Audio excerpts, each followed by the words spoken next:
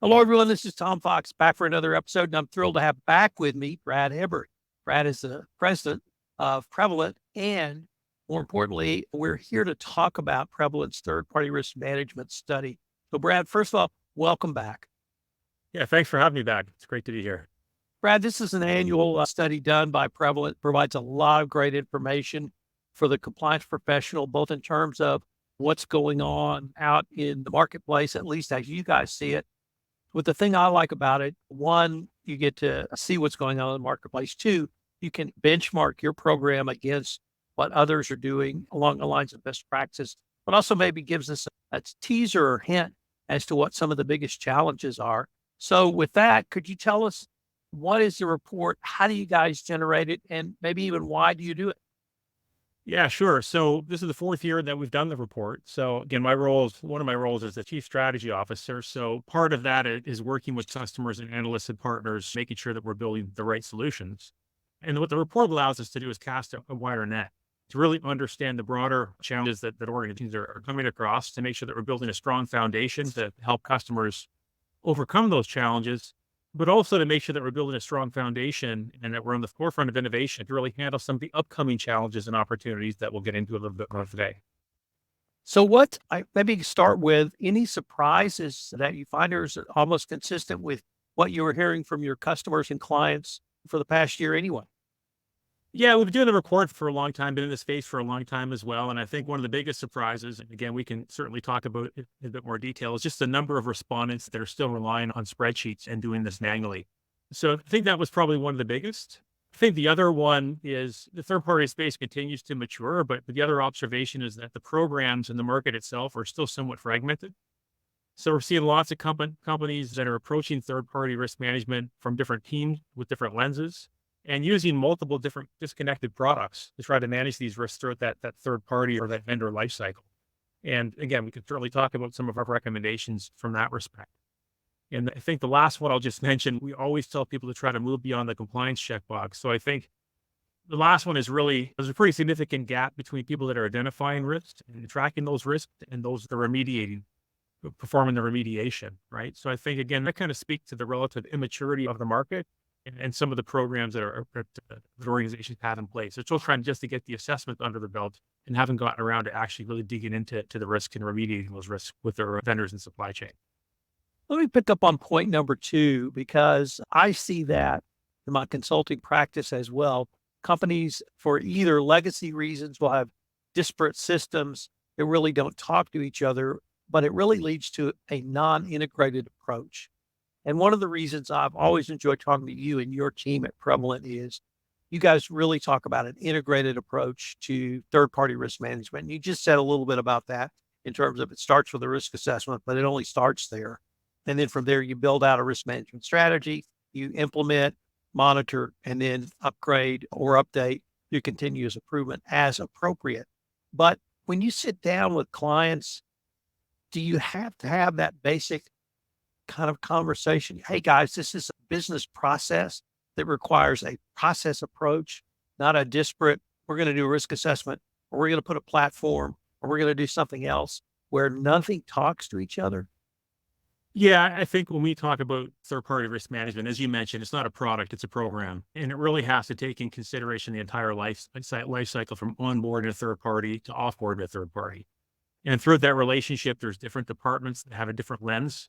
So they have different job responsibilities. They're interested in different types of risks. They have different workflows and processes that they follow. And so how do you bring all of that together throughout that entire life cycle? And we think unifying that information in a central comprehensive risk profile that the different teams can tap into and share information throughout that journey or relationship is the way to do that.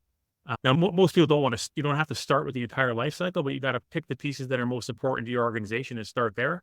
But you have to have the foresight to look out a few years and understand where do you want to take this program and make sure you're building those foundations today so you're not stumbling in 2 or 3 years when you're trying to scale with the quality that you're looking for. Maybe I ought to step back and start with an even more basic question. Do the people who are still using spreadsheets understand that third parties are still seen as the number one risk under anti-corruption laws, such as the FCPA? It's still 90% of all enforcement actions involve third parties. Yeah, I think if you take a look at our study this year, I think what you'll find is that 41% of the respondents impacted that they had an impactful third-party data breach in the last 12 months. And that impact was costs associated with identifying or remediating those risks. And so that's certainly driving a lot of awareness and visibility for these programs and why a lot of people are getting them kicked off. And when you dig into it even a little bit further, what's the top concern that organizations have with third parties? Again, 71% of the respondents indicated that a security breach or security incident due to poor vendor or security practices is still a top concern. So I think that they realize that security is top concern. Of course, compliance is another big driving factor behind this, but security risk are the top concern of many organizations really driving these programs and their growth within the market. Right? Could we maybe go through the top findings you guys found in this year's report? Yeah, sure. So again, the idea for the report is really to provide insights to organizations, and they can provide some peer line baselines. So they can baseline where they're at with the program, to let them know that they're not alone. Other companies are facing these challenges, and then to provide actionable insights on what they can do with the challenges that they're facing. I think from at a high level perspective, there's 5 key findings that we have in the report with a lot of kind of backup detail in the full report. The number one is data breaches continue to be a top concern. As I mentioned before, 41 of the respondents indicated that they were impacted by a third-party data breach in the last 12 months and had to perform some remedial activity because of that. And again, if you take a look at the media and some of these high-profile cases, could be LastPass or OpenSSL or Okta or some of the vulnerabilities in some of the third-party software solutions, it's really driving a lot of visibility to the space. But 41% certainly continues to be a pretty high watermark from those that are getting impacted by these third-party data breaches. But that's the number one. So data breaches continue to be top of mind and driving the programs and driving the visibility. I think the second top concern, again, what's driving the market?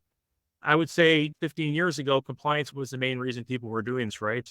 Look at some of the SOX or PCI or some of the original mandate kind of kicked off this kind of market. That's shifted a little bit, and security now is the top concern. About 71% indicated that security is the top concern at driving the program. I think the third one that was interesting is that, and I guess it's because a lot of people, when they start these programs, they start with their IT risks, their IT vendors, but about 70% reported that there's more involvement from the IT group, and about 71 indicated that InfoSec actually owns the program. And again, I think that's, in a lot of cases, comes down to the fact that these are where the programs typically start, is with the information security teams validating security controls around their IT vendors. So it makes sense.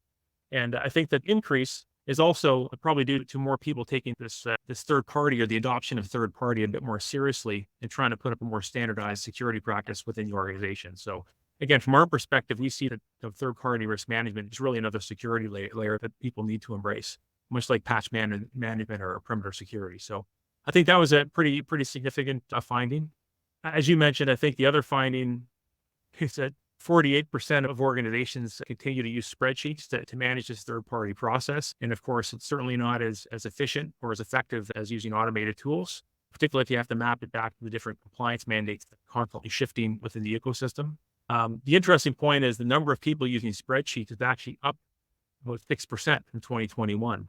And so that was pretty interesting. I think that could be because more people or surveys reaching more people. But I think it's also because if you take a look at the other observation, only about 6% of respondents aren't doing anything about third-party risk management. That's dropped from about 10. That's dropped to about 4%. That's dropped from about 10%. So about a 6% drop in the number of people not doing anything. So I think the fact that less people aren't doing anything, and the fact that more people are using spreadsheets, just tells us that there's a lot of people that are starting their programs, and many people that start their programs start with the spreadsheets. So again, I think that's just a natural kind of maturity as people get their programs going. And then the number 5, at the top one that we found was just remediation activity. There's a big gap between those that are performing assessments, identifying risks, and those that are actively remediating those risks across that third-party lifecycle. So those are some of the high-level findings, but there's a lot more detail on those, Tom, in the more detailed study that you get off the website. Certainly get in any more detail you like on those, though, today. What were some of the key recommendations your team made based upon the findings? Yeah, sure. Again, there's a lot more detail, but I think at a high level, what we're finding is that organizations really have to proactively put a plan in place and understand how they're going to remediate or how they're going to respond to incidents if they occur. And so working with third parties, identifying and mitigating risks before the company is impacted is the most effective approach to protect the organizations and your customers. But there may be, and there likely will be times after all the hard work and all the risk mitigation that the teams goes under and all the activity that they perform, that a vendor or supplier may be impacted by a third party data breach resulting in some sort of disclosure or downtime or outages, right? And if that happens, the quicker you can do it, or shortening the gap between discovering and mitigating that can reduce costs and really limit the company's risk exposure. And that means you have to be able to automate that incident response and have plans in place, right? Or pathways in place if one of those trigger points is fire. There's a few ways to do that, of course. And again, we talk about it in a lot more detail in the report, but we'll try to get it in your contracts to make sure that your vendors have to tell you if they're breached. I know sometimes that gets missed, right? So even if they do have an impact or an incident, sometimes they don't reach out. So monitoring third parties, monitoring public websites that have disclosure notifications is good. If you have the capability to get before the breach, there's a lot of tools out there that do cyber monitoring. They can give you indicators of compromise to try to get ahead of the breach, right? To understand if there's certain vulnerabilities that you're susceptible to that you can try to close off before a breach happens. These are just a few of the things that you can put in place to try to minimize the sort of exposure window, if you will. That's one of the top ones that we have, and that's just a basic thing most organizations should have in place even before they kick off a more robust solution. I think the other thing, Tom, and you mentioned it, to have a single source of truth. To really start to knock down those silos, whether those be technical silos, whether those be process silos between the different teams, to really extend that risk visibility across the entire life cycle. So from onboarding to offboarding, allow your teams to collaborate and really share that information to be more effective in the way that they're handling third-party risk management. So that's another big one that I think, and again, we can certainly talk about how to do that. And you mentioned some ideas around program and program design.